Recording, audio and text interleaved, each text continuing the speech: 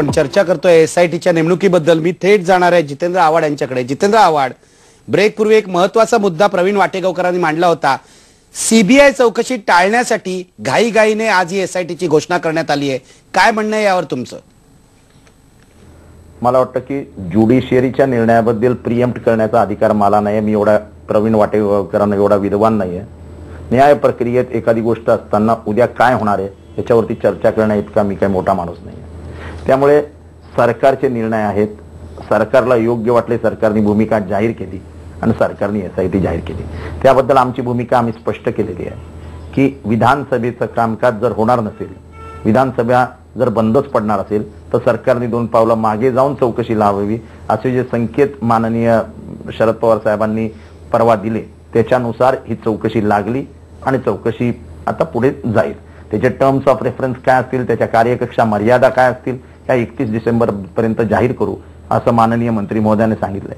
त्याच्यामुळे ही प्रक्रिया आहे, ही न्यायिक असणार आहे. ह्याचे अधिकार काय असणार आहेत हे आता वेळ येईल तसं ठरत जाईल.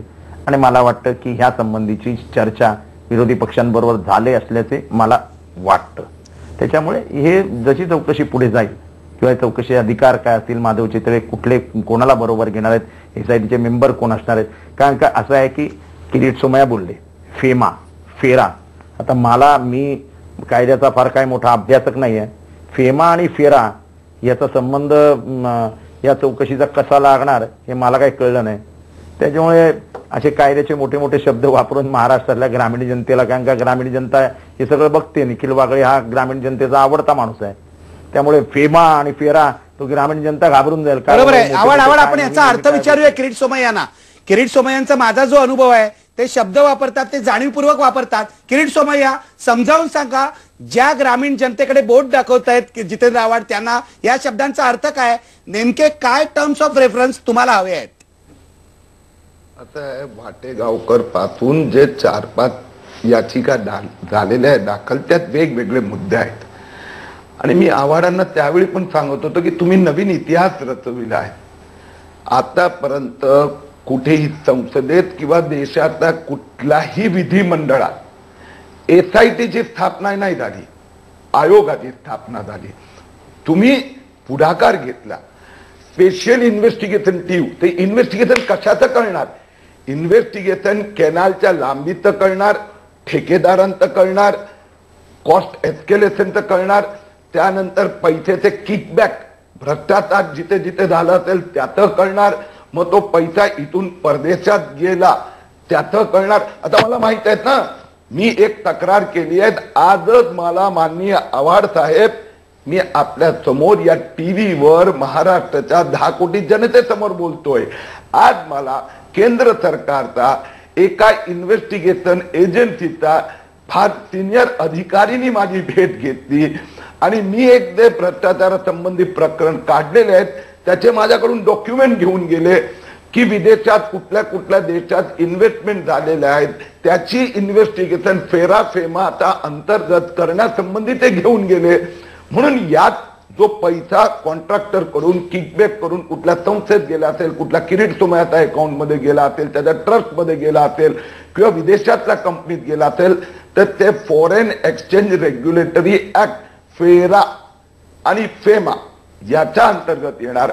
आपण CBI म्हणतो किंवा ED म्हणतो. What is ED? ED म्हणजे एन्फोर्समेंट डायरेक्टरेट. मनी लॉन्ड्रिंग, काळाचं पांढरं केलं, तर हे सगळंच SITच्या अंतर्गत येणार. मी जे तुम्हाला सांगितलं की माधवराव चितळे फारच मोठे तज्ञ व्यक्ती आहेत जलसंबंधी, परंतु इन्व्हेस्टिगेशन एजन्सी त्यांनी कधी न CBI मध्ये काम केलंय, न कधी ED मध्ये, न फेमा. जर आपण सांगतात आम्हाला कळत नाही, तर माधवराव चितळेंना आपलं सरकार देणार ना, सपोर्ट टीम देणार. त्या सपोर्ट टीम मध्ये वर्तमान CBI किंवा EOW तुमचे ACBची माणसं द्यावी लागणार आहेत.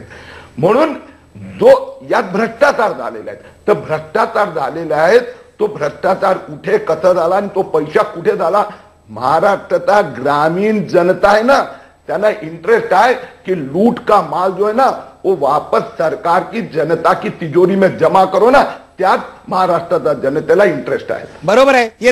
मी येतो जितेंद्र आव्हाड तुमच्याकडे, पण जरा थांबा. प्रवीण वाटेगावकर, एक मिनिट, मी येतो तुमच्याकडे. येतो, तुम्हाला सविस्तर उत्तर द्यायला देईन, पण चर्चा व्यवस्थित मुद्द्यांवर चालली आहे, मुद्द्यांवरच राहू द्या.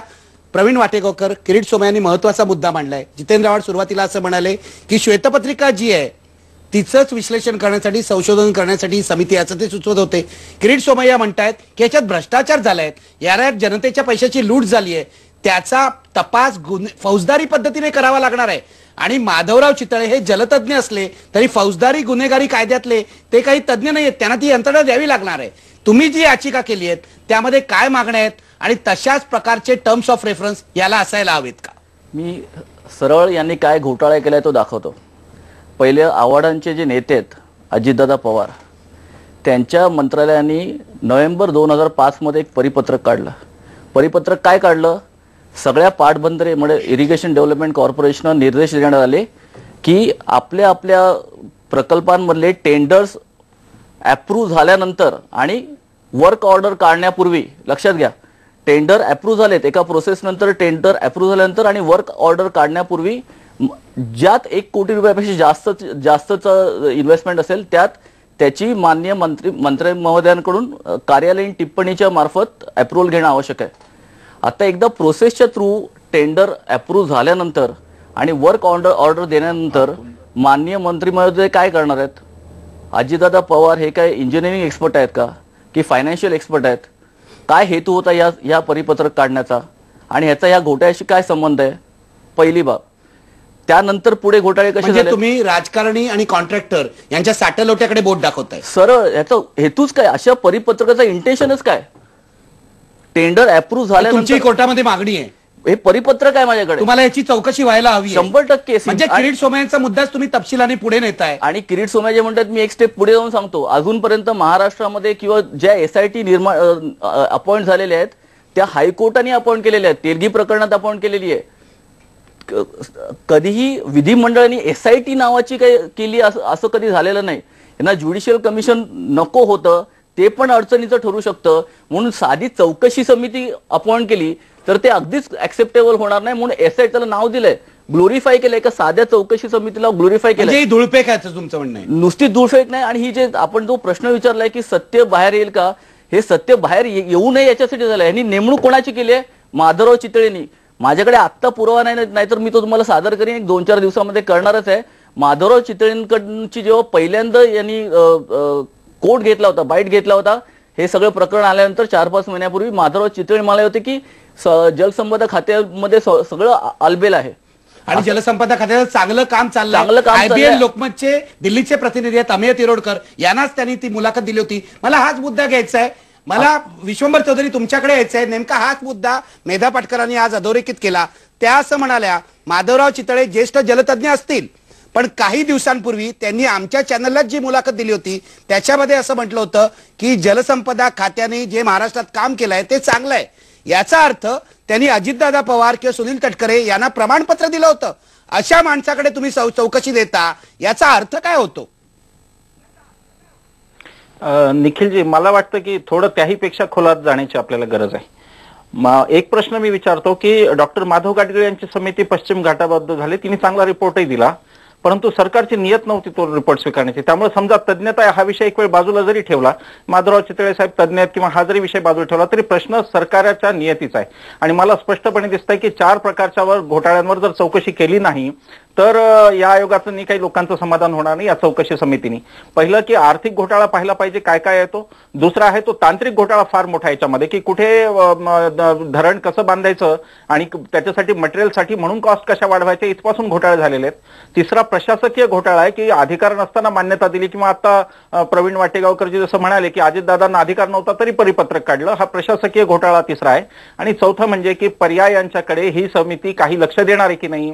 आणि त्याच्यामध्ये चितळे साहेब हे जलसंपदा खात्यात होते आणि धरणांच्या बद्दल त्यांचं पक्क मत आहे की धरणांच्या शिवाय काही पाण्याची व्यवस्था होऊ शकत नाही. मला वाटतं आमचं काही त्या निर्णयाशी आम्ही सहमत नाही आहोत. आम्हाला असं वाटतं की राळेगण सिद्धी, हिवरे बाजार, अंकोली या ठिकाणी जे काही प्रयत्न, शिरपूरकरांचा प्रयत्न असेल, हे जे काही प्रयत्न झाले, शिरपूरमध्ये झालेला प्रयत्न, हे जे सगळे प्रयत्न होते याचाही समिती अभ्यास करणार का नाही, हा माझा मूळ प्रश्न आहे. कारण की निखिलजी, आपण एक बारीकपणे लक्षात घेतलं पाहिजे की सूक्ष्म सिंचनाच्या ज्या गोष्टी आहेत त्याच्यामध्ये सरकारला पैसे उरत नाहीत खायला भ्रष्टाचाराला. मोठमोठे डल्ले मारायची सवय लागल्यामुळं सूक्ष्म सिंचनाकडे दुर्लक्ष केलं का, हा या समितीचा एक विषय असावा असं मला वाटतं. आणि मी फक्त एक ऍडिशनल 2 गोष्टी सांगणार आहे. एक म्हणजे जनजल आयोग आम्ही स्वतःच आधी स्थापन केला. ही श्वेतपत्रिका येते का काळी येते याची वाट न पाहता तो स्थापन केलेला जनजल आयोग आहे. उद्या आमची त्याची नागपूरमध्ये जनसुनवाई आहे आणि मी जितेंद्र आव्हाड यांच्या मार्फत सरकार पक्षाला उद्या आम्ही मुख्यमंत्र्यांनाही भेटणार आहोत आणि ही विनंती नागपूरमध्ये करणार आहोत की जनजल आयोगाच्या कक्षा त्या कक्षा का घेऊन आहेत त्यांनी, त्या कक्षा व्यवस्थित आहेत, महाराष्ट्रातल्या अनेक तज्ज्ञांनी एकत्र येऊन केलेल्या आहेत आणि केवळ पाणी नव्हे तर शेती आणि पर्यावरण हे जोडलेले मुद्दे त्याच्या अनुषंगाने ही समिती काम करणार का हा प्रश्न आहे. आणि शेवटचं मला असं वाटतं की या सगळ्या गदारोळामध्ये एक गोष्ट विसरता कामा नये की अजितदादांनी बाणेदारपणे राजीनामा फेकला होता. त्यानंतर अजितदादांची श्वेतपत्रिका आल्याचं निमित्त करून ती श्वेतपत्रिका मंत्रिमंडळाने मान्य केली नसली तरीही अजितदादा पुन्हा मंत्रिमंडळात येते झाले आणि त्यावेळेला लालबहादूर शास्त्रींची उपमा त्यांना दिली होती. तर पुन्हा एकदा लालबहादूर शास्त्री होण्याची संधी आता अजितदादांनी सोडू नये. अजितदादांनी हे सांगितलं पाहिजे, हा राजधर्म त्यांचा आज असं सांगतो की अजितदादांनी हे सांगितलं पाहिजे की निष्पक्ष चौकशी व्हावी म्हणून मी राजीनामा देऊन बाहेर राहतोय. या आयोगाचं काम पूर्ण झाल्यावर मी पुन्हा येईन. ठीक आहे, जितेंद्र आव्हाड उत्तर द्या, मग मी ब्रेक घेतो. नाही, पहिली गोष्ट म्हणजे मला वाटेकरांच्या एका वाक्याला उत्तर द्यायचंय की जितेंद्र आव्हाडांचे नेते अजितदादा, मी माझे नेते ते आहेत हे कधीही अमान्य करत नाही.